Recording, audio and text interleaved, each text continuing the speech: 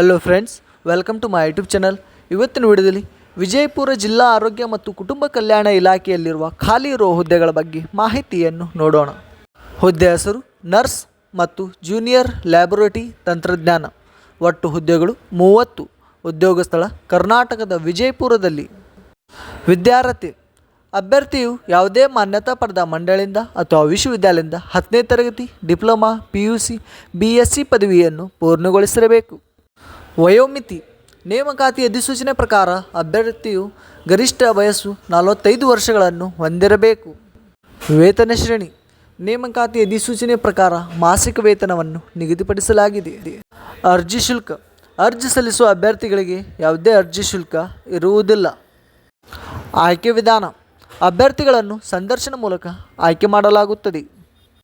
ಅರ್ಜಿ ಸಲ್ಲಿಸುವ ವಿಳಾಸ: ಅಭ್ಯರ್ಥಿಗಳು ಈ ಕೆಳಗಿನ ವಿಳಾಸಕ್ಕೆ ಕೊನೆಯ ದಿನಾಂಕ ಒಳಗಾಗಿ ಅರ್ಜಿ ನಮೂನೆಯನ್ನು ಕಳುಹಿಸಬೇಕು.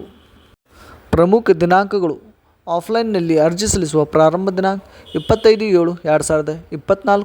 ಆಫ್ಲೈನ್ನಲ್ಲಿ ಅರ್ಜಿ ಸಲ್ಲಿಸುವ ಕೊನೆಯ ದಿನಾಂಕ 3/8/2024. ಹೀಗೆ ಹೆಚ್ಚಿನ ಉದ್ಯೋಗ ಮಾಹಿತಿಗಾಗಿ ನಮ್ಮ ಯೂಟ್ಯೂಬ್ ಚಾನಲನ್ನು ಸಬ್ಸ್ಕ್ರೈಬ್ ಮಾಡಿ. Thank you friends.